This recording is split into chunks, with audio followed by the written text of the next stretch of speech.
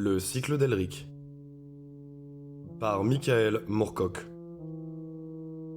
Tome 1. Elric des Dragons.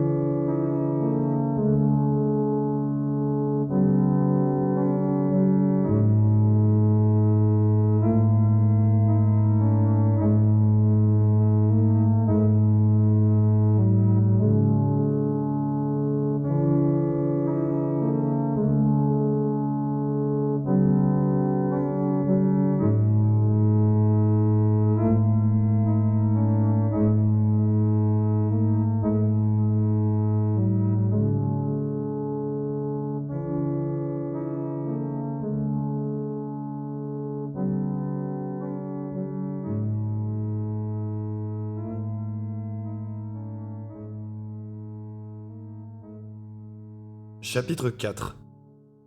Les secrets des prisonniers sont dévoilés. C'est seulement alors qu'Elric et Simoril approchaient de la plus petite des portes orientales de la cité que les hommes à l'armure jaune découvrirent les deux cavaliers. « Ils nous ont enfin trouvés », dit Elric en souriant à travers les gouttes de pluie. « C'est un peu tard, non ?» Simoril, toujours en proie à ses funestes pensées, acquiesça d'un signe de tête.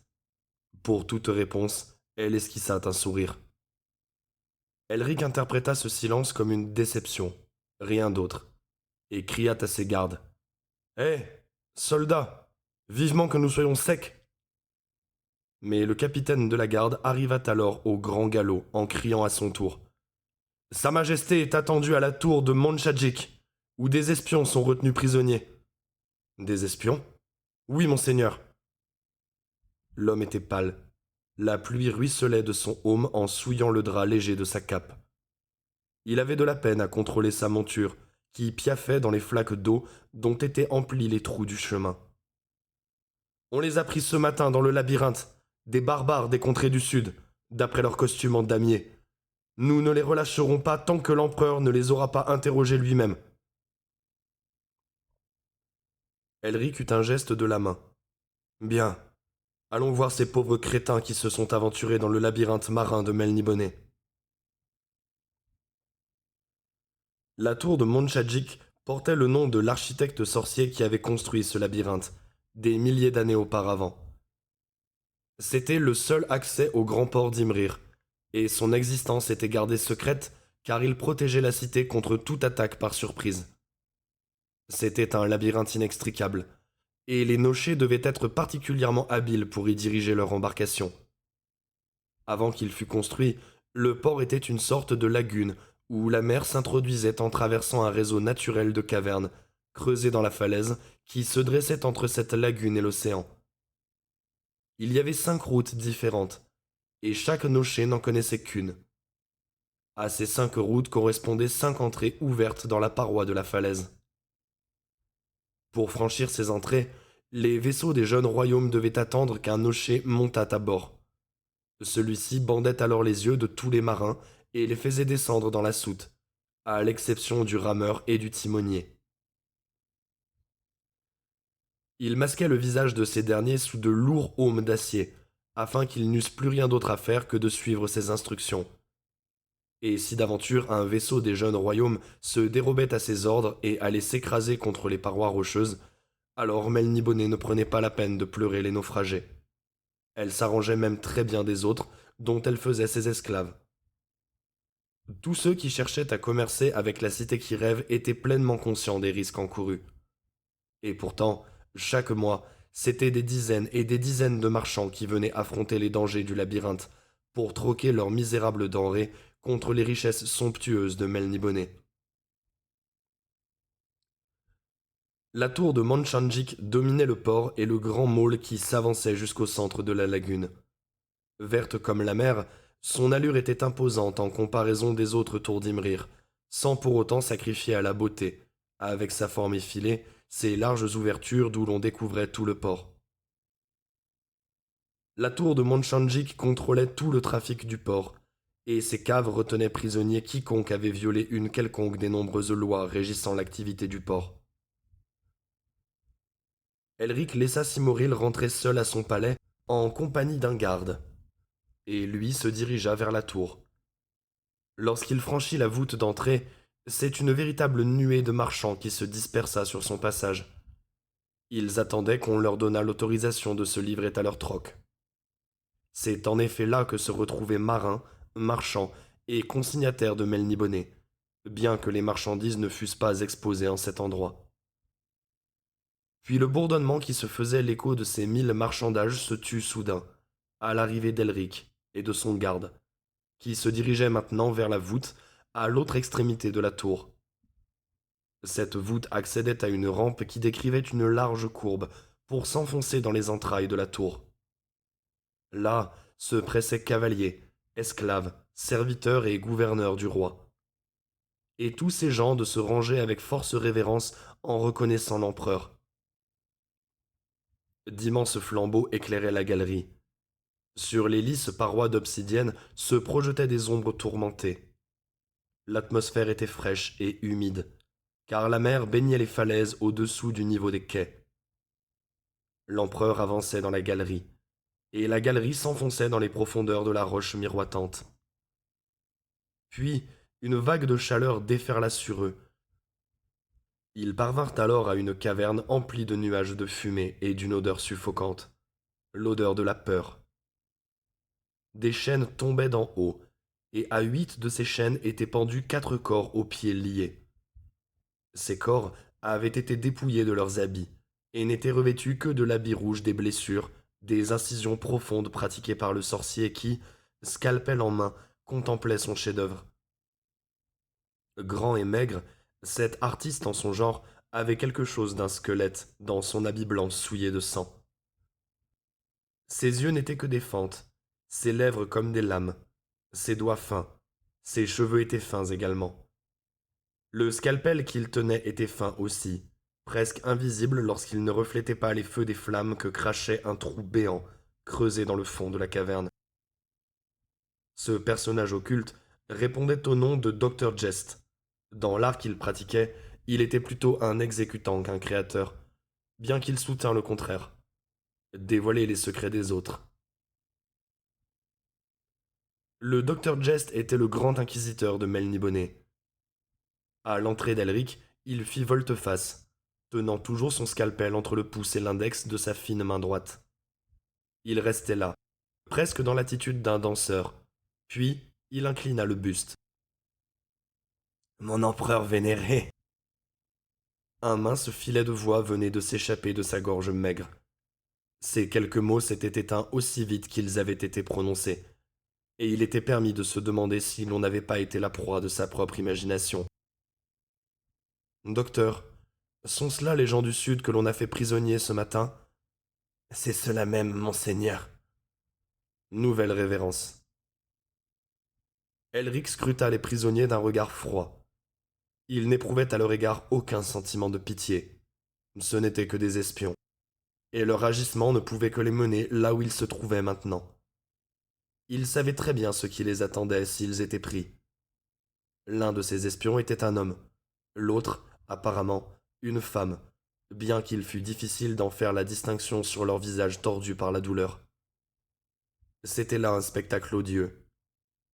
Faisant claquer les rares dents qui lui restaient, la prisonnière cria à l'adresse d'Elric d'une voix sifflante. Démon! Elric fit un pas en arrière et demanda au sorcier. Vous ont-ils dit ce qu'ils faisaient dans notre labyrinthe, docteur? Ils semblent se complaire dans les sous-entendus. Ils ont un sens profond du théâtre, ce que j'apprécie fort. Ils sont là, me semble-t-il, pour tracer une route. Une route que les corsaires pourraient emprunter ensuite. Mais ils ne m'ont encore donné aucun détail. C'est le jeu, et nous connaissons tous la règle de ce jeu. Et quand le saurez-vous, docteur Jest? Oh, très bientôt, monseigneur. Il serait souhaitable de savoir si nous devons prévenir une attaque. Et plus tôt nous le saurons, plus vite nous liquiderons cette affaire. N'êtes-vous pas de mon avis, docteur? Si, monseigneur. Très bien. Elric était contrarié par cet incident, qui gâchait ainsi tout le plaisir de la chevauchée du matin, en le rappelant trop vite à ses devoirs. Le docteur Jest s'en retourna à ses occupations. Allongeant son bras gauche, il saisit alors adroitement les parties génitales de l'un des prisonniers. Il y eut un éclair du scalpel, puis un gémissement. Le docteur Jest jeta ensuite quelque chose dans le feu. Elric était assis dans le fauteuil qui lui était réservé. Ce rite, qui accompagnait inéluctablement les interrogatoires, l'ennuyait plus qu'il ne le dégoûtait. Les cris déchirants, le cliquetis des chaînes, les sourds murmures du docteur Jest, tout venait de détruire cette sensation de bien-être qui était sienne lorsqu'il avait pénétré dans la caverne. Mais cela faisait partie de son métier de roi d'assister à de semblables cérémonies rituelles. Et il devait assister à cette cérémonie en particulier pour recueillir de précieux renseignements et féliciter ensuite son inquisiteur. Il devait aussi élaborer un plan de contre-attaque, conférer avec ses amiraux et généraux toute la nuit durant probablement, pour décider des plans à adopter et des mesures à prendre concernant la capture des hommes et des vaisseaux. Avec un bâillement d'ennui à peine étouffé, il s'enfonça dans son fauteuil pour jouir du spectacle du docteur Jest en train d'opérer sur les corps avec ses doigts, son scalpel, sa pointe, ses pinces et ses tenailles.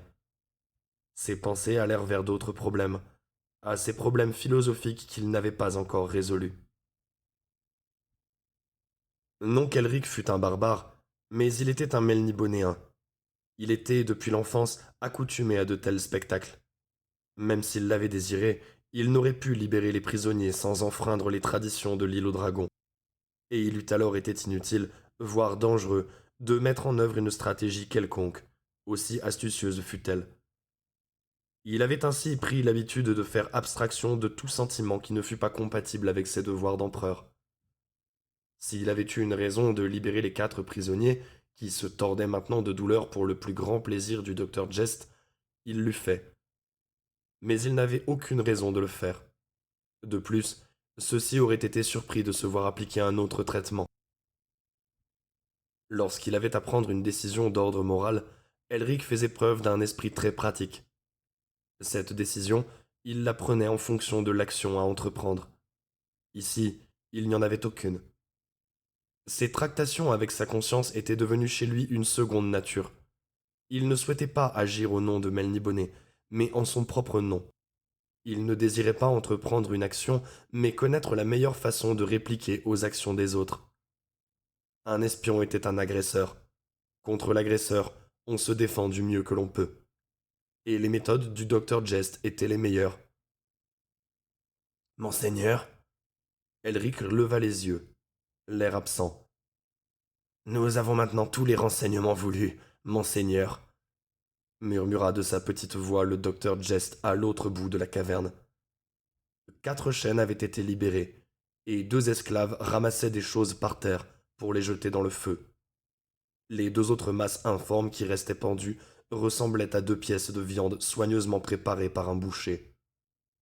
L'un des corps bougeait encore un peu, mais l'autre était inerte. Le docteur Jest rangea ses instruments dans un petit coffret qu'il portait dans une poche accrochée à son ceinturon.